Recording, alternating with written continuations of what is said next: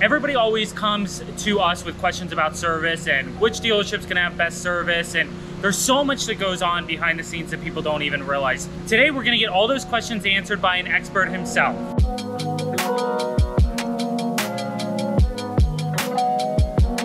Hey guys, welcome back to another video. We're Will and Jen, and again, today we are exploring service really deep. So everybody always in the RV industry has service questions, or at some point kind of has service issues, right? There's not a crystal ball, there's no clear path on how to solve all these issues, and it's always a moving target. Today, I'm here with Andy. We are in the RV One of Charleston. You guys know that our good friend Elisha is the GM of this location. They have a beautiful shop here, and everything looks really nice and organized. And this is Andy. He is the service manager, yes. And he actually just got promoted. He was the lead tech, so congratulations first. Thank you very much. And Andy does have a lot of experience. Not only was he the lead tech, now he's the service manager, so he runs the whole service center, right?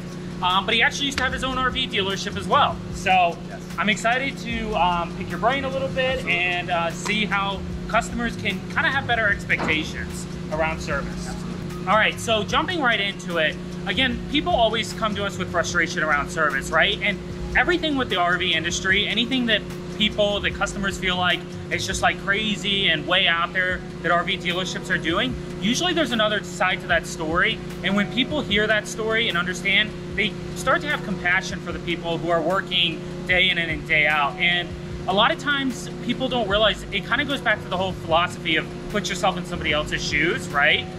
Because a lot of these service techs, as you can vouch, they are working their butt offs, and they're trying to get your unit out and fixed as quick as possible. Trust me, they don't want it stored here any longer than you do. But there's so much more that goes on behind the scenes that we as customers, including myself, I've called Elisha frustrated before, that we just don't understand happens in service. So jumping right into it, I think one of the biggest things that's current right now is just how COVID has impacted the industry as a whole, but specifically service department. Obviously, there's a lot more people who have got into the industry, and a lot of those people are brand new into RVing, so they don't really know what to expect. How has COVID really impacted your job and work for the techs and everything? Yeah, so I mean, you actually hit on a great point. One thing that COVID did was bring a lot of new RVers into the market, which is great for the industry. Right. But obviously, if you don't have the ability to service everybody that exists in the market, you're going to fall short, So that's one struggle that it created, was just new customers, The other thing was the manufacturers, right, with the availability of products and whatnot.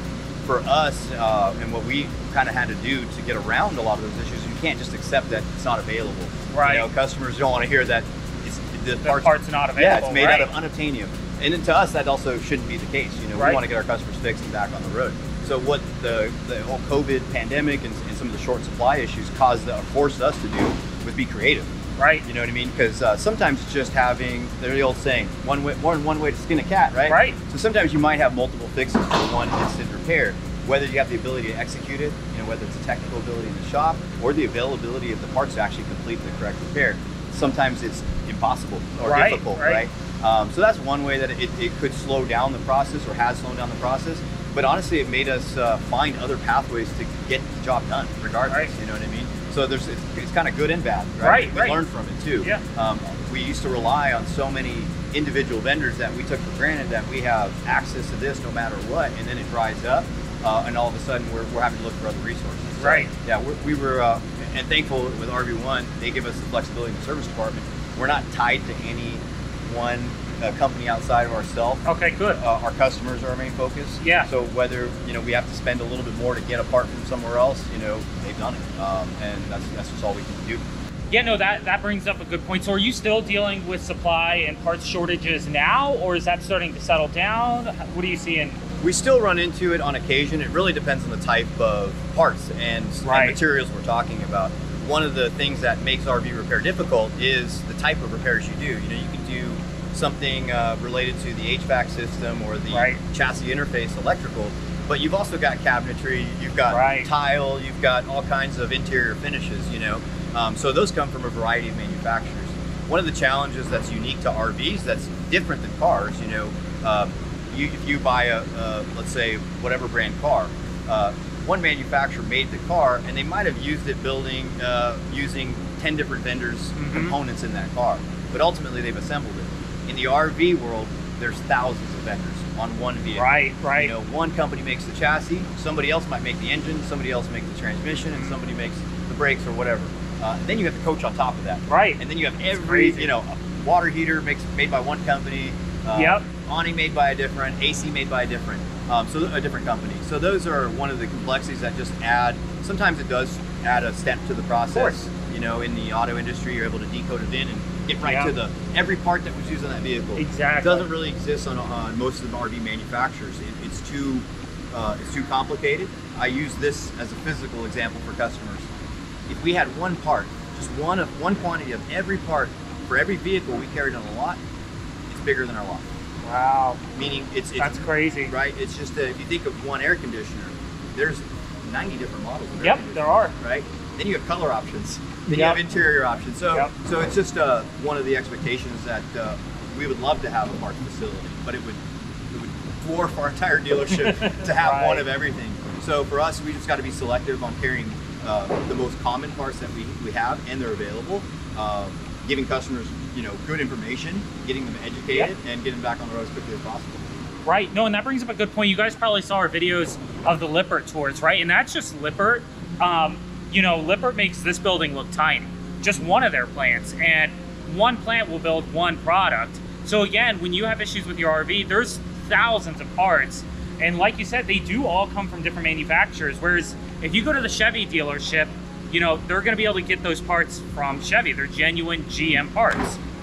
It doesn't work like that. And even, like you said, brand to brand, we're starting to see it even more common now. You can have two exact units, one with a Coleman AC, one with a Furrion AC. You know, there's just no knowing until that unit gets here. Absolutely, and some of that's a result of the COVID shortage. Correct, right? Yeah. They ran out of Air XL or Coleman air conditioners in production, and they needed a different vendor so they could get the vehicles built, you know? And then, like you said, there's a mid-year change, you know what I mean? And that changes everything else there on after. Right. So, you know, we're trying to stock parts for vehicles we think have this equipment, and it gets changed on us. That happens.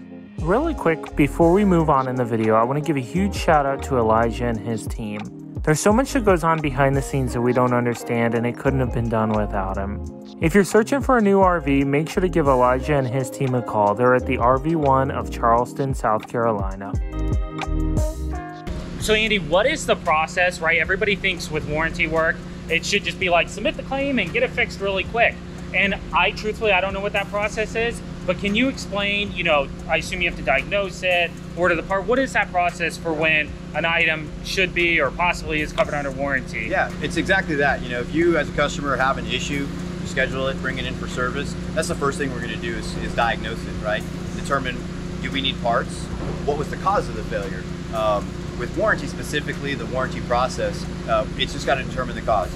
Then we submit to the manufacturer. With the manufacturers, again, with the COVID shortages, it grew our market so much, and the industry blew up so big, and the manufacturers don't even have all the support staff to be able to handle all of it. So obviously with the warranty we'll submit, the manufacturers typically are going to respond within, it kind of depends on the issue, but usually within 48, 72 hours, they'll give us the decision on the claim, right?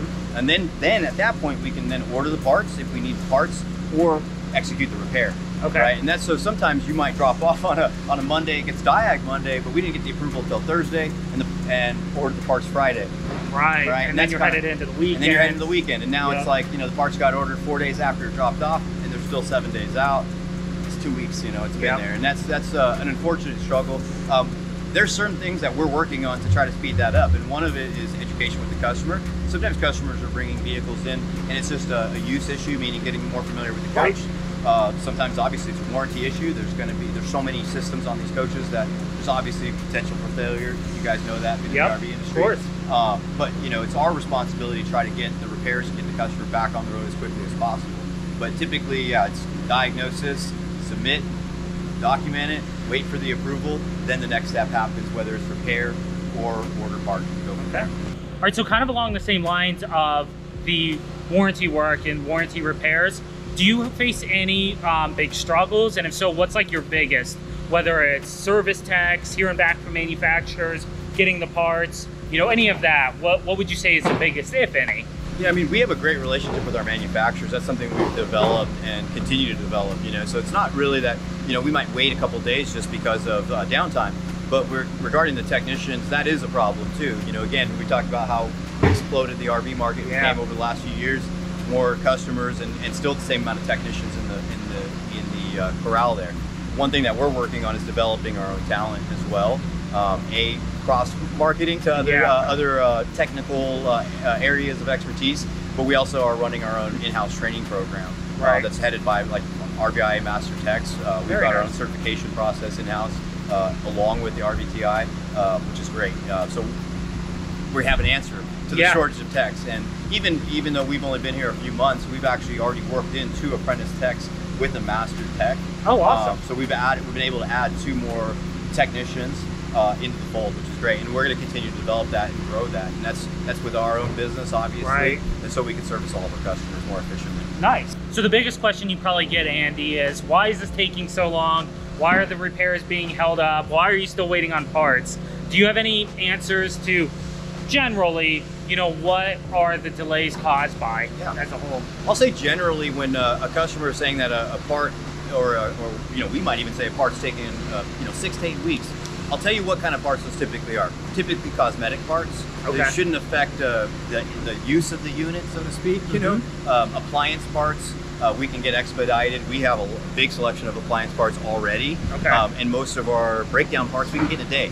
So if it's something like a refrigerator not working, air conditioner not working, we have a lot of access to those parts. It's the wood trims, it's the decals, it's the soft fabrics, it's the custom pieces. You know, every RV, you might have 100 RVs like this on the road, same floor plan, but there's only there's 4 color options. You know what I mean? Right. So that adds some complexity. The other thing too, back to vendors, right? The manufacturer of the RV didn't make the wood; they got it from someone else. You know, so sometimes for those parts that take extra time, they're usually because they're being drop shipped to us or they're oversized. Gotcha. But I'll say this: control components, appliance components, things that are going to hold you up from using it, we'll get it done.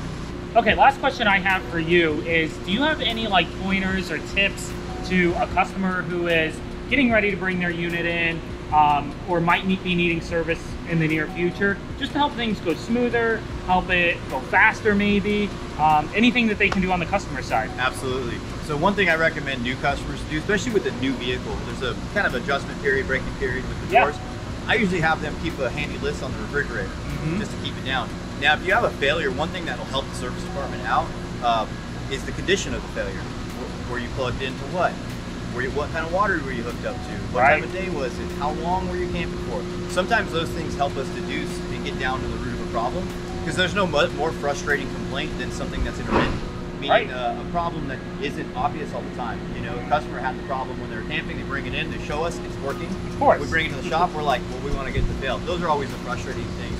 So for us, what helps us is getting that information of how it happened, when it happened. So you can recreate that failure. We can recreate that failure, exactly. Nice. Or at least recreate the conditions in which it happened. Because sometimes the conditions is that they're not actually using it the way it's designed. Right. And sometimes they're using it the way it's designed and it's not functioning. Exactly. Right? So that's why we just want to get a little extra information. Cool. Well, thank you so much, Andy. I really hope this helped you guys out a lot. And again, it's just kind of about setting that proper expectation so you guys know what to expect when you bring the unit in, and hearing kind of the backside of what happens behind the scenes. Make sure to let us know down in the comments below. Let us know what questions you guys have for part 2. Of course, make sure to hit the subscribe button. We do informational videos like this every Wednesday, and we do our vlog every Sunday. And then this Sunday, we are actually leaving for a really big trip that we're so excited for. So in 2 weeks, you'll see that on our vlog. Make sure to keep an eye out. And of course, make sure to hit the like button, and we'll see you guys next time.